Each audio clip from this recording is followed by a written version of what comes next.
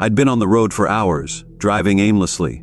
Sometimes when life gets too heavy, I find myself doing that, just driving, no destination in mind, only the desire to escape.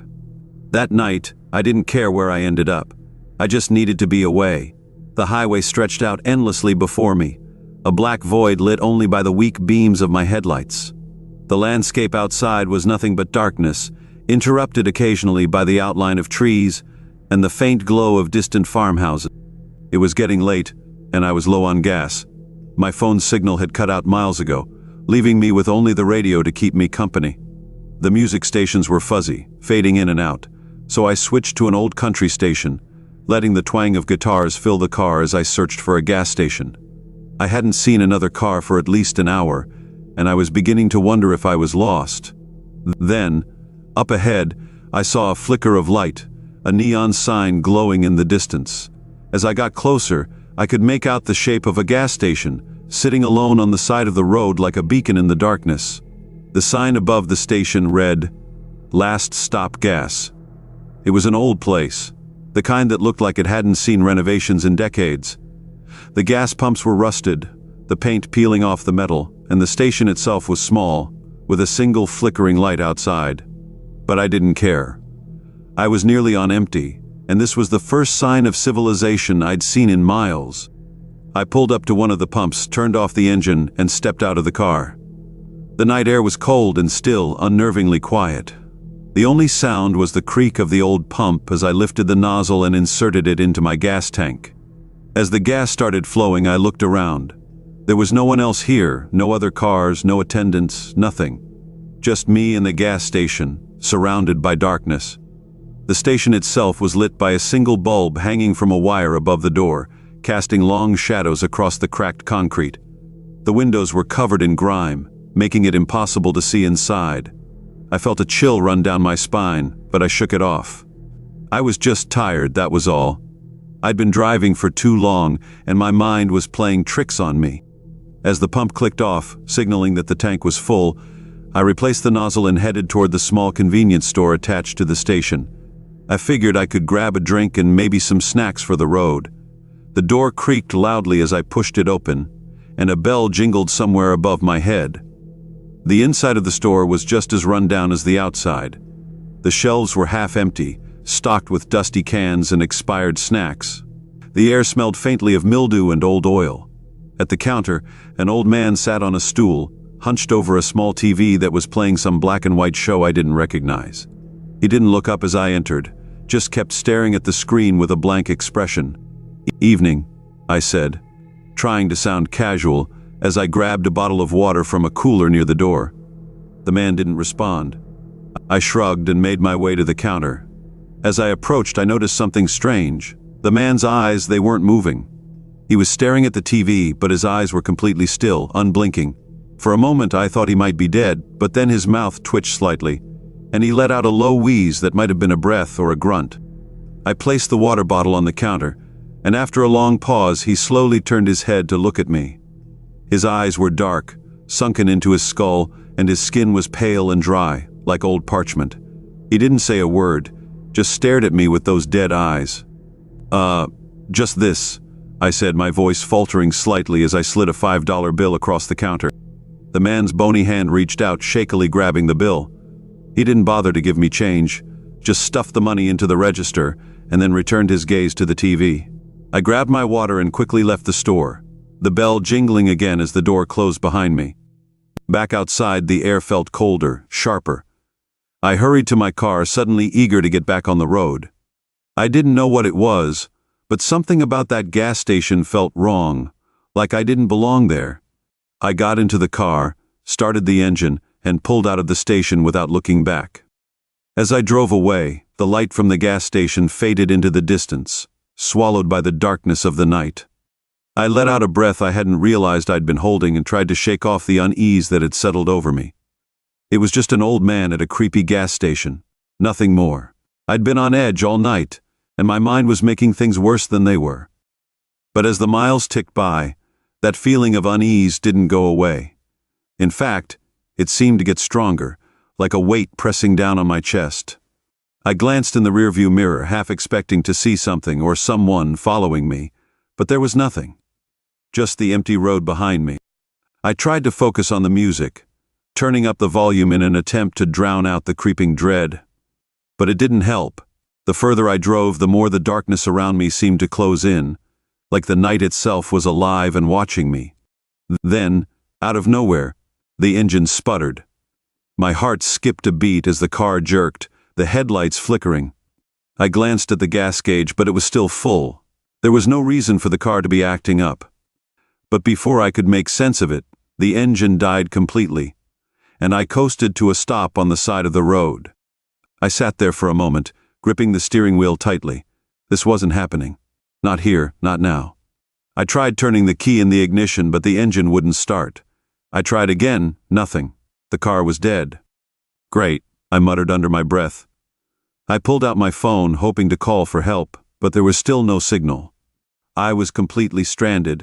I looked around, but there was nothing, just darkness on all sides. No lights, no signs of civilization.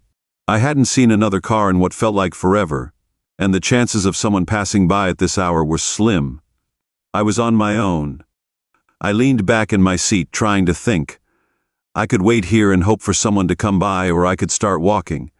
Neither option sounded appealing, but I couldn't just sit here all night. I decided to give the car one more try before making a decision. I turned the key again, and this time, the engine roared to life. Relief washed over me as the headlights flickered back on. I let out a shaky laugh, feeling a little ridiculous for getting so worked up. But that relief was short-lived. As the car idled, I noticed something in the headlights. At first, I thought it was just a trick of the light, but as I stared, I realized there was someone, standing on the side of the road, just at the edge of the light. It was a figure, tall and thin, its face obscured by shadows. I froze, my heart pounding in my chest.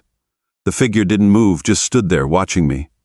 I couldn't make out any details, just the outline of a person, standing unnaturally still. I didn't wait to find out who or what it was. I slammed my foot on the gas and sped off, not daring to look back. My hands were shaking as I gripped the steering wheel, my mind racing. Who was that? How had they gotten there without me noticing? I drove faster than I should have, the road blurring beneath me as I tried to put as much distance between myself and whatever that thing was. But no matter how far I drove, I couldn't shake the feeling that I was being followed, that the figure was still out there, just beyond the reach of my headlight. After what felt like hours, I saw another light in the distance, a small motel, its neon sign glowing faintly in the darkness. I didn't care how run down it looked. I needed to get off the road, to be somewhere safe, somewhere with other people. I pulled into the parking lot and hurried inside, the door slamming shut behind me with a loud bang. The motel lobby was small and dimly lit, with old faded wallpaper and a musty smell that reminded me of the gas station.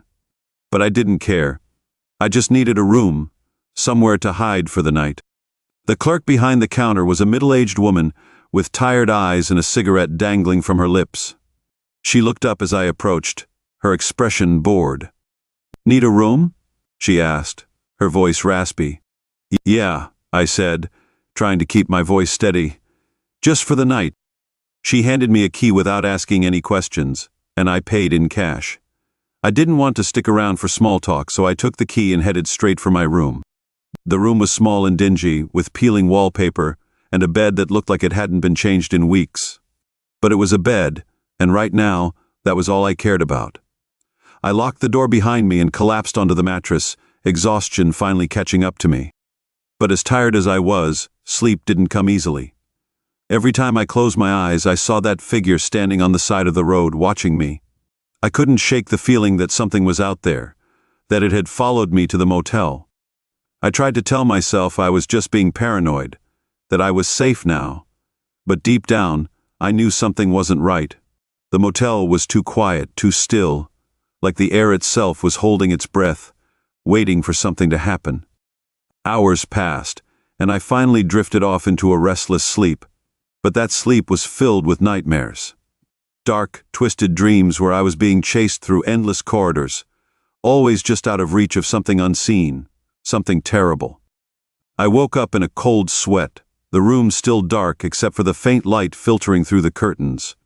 My heart was racing, and for a moment, I couldn't remember where I was. Then it all came flooding back, the drive, the gas station, the figure on the road. I sat up in bed, trying to calm myself down. It was just a dream, I told myself. Just a nightmare. But as I looked around the room, I realized something was wrong. The air felt thick, heavy, like there was a presence in the room with me.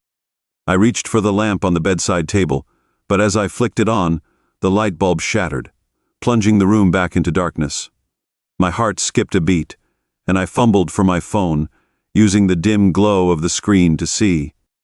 That's when I heard it, a faint scratching sound coming from the door. I froze, my breath catching in my throat.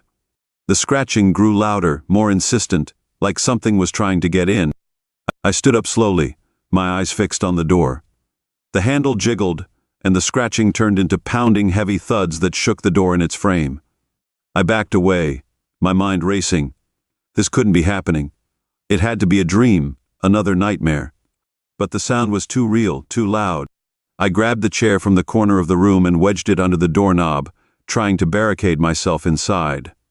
The pounding continued, relentless, like whatever was on the other side was desperate to get in. Then, just as suddenly as it had started, it stopped. The silence was deafening.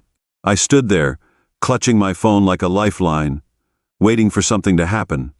But there was nothing, just the sound of my own ragged breathing and the faint hum of the motel's air conditioning.